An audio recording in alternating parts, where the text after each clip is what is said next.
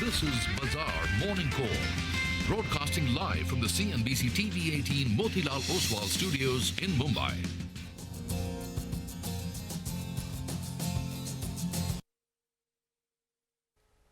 Good morning. Welcome to Bazaar Morning Call. You're watching us live from the CNBC TV18 Motilal Oswal studio. I'm Sonia, with me Surbhi and Nigel joining in. And folks, today is the last day of the trading week. So and the smiles are wide, the colors are vibrant, right? I think it's quite palpable in the air in the studio today. And it's also a very exciting week coming up, right? It's truncated, only 3 days, 3 working days that is. And there's Holi, there's IPL starting later this evening. So excitement galore. Well, plenty to look forward to on the personal front with regard to all these holidays coming up. But I guess we've got a market to deal with. And today, tech stocks are going to pull back a little bit. So let's get straight to the action. Oh, yes, absolutely. And that's the big question we're asking this morning, right? Can Nifty hold on to the 22,000 mark, which it's so, with so much effort, it got back to that level yesterday. So a couple of cues that you need to watch out for. The global setup is looking very strong this morning. Once again, global markets have moved higher. In fact, the Dow went up about 270 points. This is on top of a 400-point rally in the preceding day. Fresh record highs on all 3 indices this morning.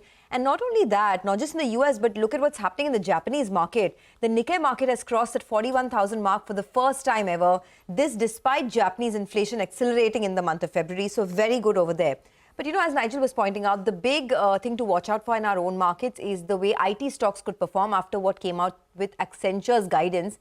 Accenture went and lowered its guidance to 1 to 3% from 2 to 5% for the fiscal year 2024. And cutting full year guidance will definitely have a sentiment overhang on a lot of the IT stocks, which in any case have been on the back burner in the last couple of weeks and months. So I'm watching out for that. The other space I'm looking at this morning is the PSU stocks, because yesterday the index went up 3%. And remember, PSU stocks across the board have corrected 25 to 30% from the top. And now this is the first real signs of a pullback that we are seeing in the month of March. So it would be interesting to see if there is any follow-on buying in the PSU names. Is it just a dead cat bounce? So more on that, of course, to come. But watch out for these 2 pockets, the IT stocks because of Accenture and the PSU stocks because of the pullback that we've seen. Now, there was large selling from FIIs yesterday. So FIIs sold about 1,900 crores in the cash markets overnight. But next week is truncated. There are just 3 working days. So the volumes will definitely be on the lower side. However, lots to watch out for. Global setup is looking pretty solid, Surbhi. Absolutely, Sonia. Yeah, and it's a central bank party, right? When they get going, then there is very little you can do. And that's what played out in our markets, because a lot of what we saw yesterday was short covering. We saw that on the indices, on the Nifty, on the bank Nifty. But just first up, a little more on the central bank party. It's obviously the Fed and also the Bank of England. Let's not forget what happened to the FTSE yesterday, because the Fed has kept the door open for 3 rate cuts this year. Bank of England is singing the same tune. They did not go ahead and change policy, but I just want to go over the statement that came in from the BOE yesterday. The BOE governor went on to say, and I quote, "We're not yet at the point where we can cut interest rates, but things are moving in the right direction." That was enough to get the equity bulls all excited. Yesterday, the Swiss National Bank went ahead and already cut. They're the first major bank, central bank to cut rates. 25 basis points of a rate cut is what we got. Interestingly, today morning, Asian markets are a little more sober. Barring Japan, there is a fair amount of red. So some profit taking that's taking place in the broader neighborhood. Hong Kong in particular is down a little bit. The other thing to watch out for is that while equity started this, whole rate cut hope party, the money markets are taking things with a pinch of salt, because the dollar has moved higher. In fact, the dollar index is at 104 right now. And despite all this commentary from central banks, there's no major drop in yields. Let's not forget that. In fact, the 2-year note yesterday was up a couple of basis points last night. The 10-year yield was still flat. So yields are not exactly celebrating and falling.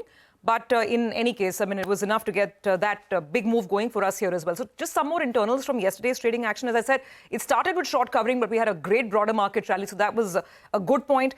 The VIX was down 7% yesterday by the time we ended up. And if you look at some of the cues coming in from the F&O market, that major, war point, that war zone, which is 22,000 on the Nifty, yesterday it seems like the bulls kind of swung it in their favor, because if you're looking at total open interest, then there are far more put writers now at 22,000 on the Nifty than call writers. So that's an indication of perhaps at least medium-term bullishness coming in. In terms of technicals, the Nifty yesterday managed a close above the 50 DEMA. the day exponential moving average. And the bank Nifty had its first positive close after 9 straight red sessions, 9 straight loss sessions. So the internals look positive.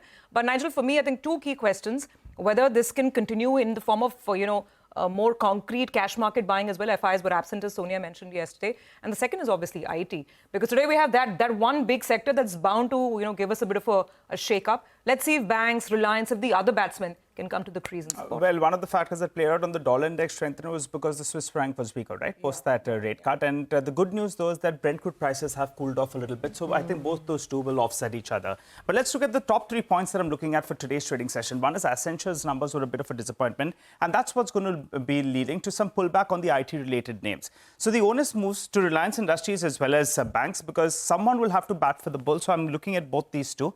And the broader markets, well, they could outperform because you have, volumes that are a little bit tepid. And towards the end of the year, sometimes you see a bit of an outperformance coming from the broader markets. Yesterday, the breadth of the market, by the way, was very, very good. But volumes, they've been absolutely, much lower that, in comparison to the averages. So that's the average for March prior to the start of this week. And that's the volumes this week. And I guess with the long weekend, with a lot of holidays, we're expecting cash market volumes at least to be on the lower side in comparison to what we see on averages. The point that I was making, IT-related names, they're close to 15% of the Nifty. So the onus moves to Reliance Industries as well as banking names, which have close to 30-31% on the index. So both those two will have to outperform and make up for the weakness that we'll see on the tech-related names.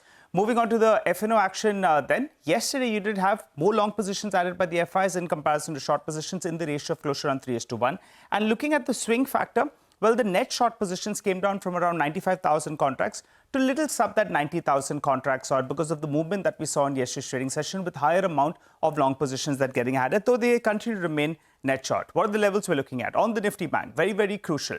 That 47,000 mark remains elusive. The 20 DMAs around them. Yesterday, we almost went to around the 47,000 odd mark, but we couldn't conquer that. So that becomes a bit of a resistance zone. On the downside, that 46,000 mark becomes crucial, and that ties in with the 100 DMA. On the Nifty then, what are the levels you're looking at out there? Well, yesterday we went ahead and we conquered the simple, 50-day moving average, in yesterday's trading session. And, if you look at it, the 20 DMA remains elusive for us. And, that's the important one as well. The low that we recently saw, which is actually 21,710 odd. The stock that I'm tracking is Lotus Laboratories. Important to see how that stock moves today. Yesterday, there was a big amount of delivery-based buying. The volumes yesterday were very, very high, and delivery-based buying is what we saw as well. Though the stock faces some resistance at around that 400 rupee odd mark. So that's going to be important for the time being. I'll keep an eye out on that one because the volumes were large yesterday, and it has a crucial, technical barriers ahead at around 395 and around that 400 rupee mark. So that's the one I'm looking at, guys. Okay, well, thanks a lot for that, Nigel. Let's kickstart the show. So much to talk about. Let me tell you what's lined up in the first half hour of the show. We'll get you updates from the markets across the globe. Richard Harris of Fort Shelter Investment Management will be joining in to discuss the global setup. Later, our research team will bring you CNBC TV18's list of top 10 stocks for the day. At 8:30 a.m., we'll do a fundamental stock analysis with Siddharth Khemka of Motilal Oswal Financial Services.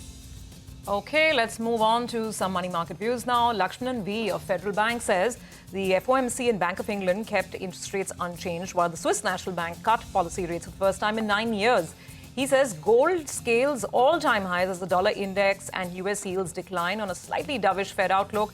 He adds that the rupee had weakened before the FOMC announcement along with the dollar demand from domestic banks. He's expecting the rupee to trade in a range of 82.88 to 83.30 to the dollar in the upcoming sessions. All right, and on the bonds, Lakshmanan says the government bond yields retraced after inching higher through last week. He says the fall was largely tracking US Treasuries after the US Federal Reserve maintained its outlook for 3 rate cuts this year.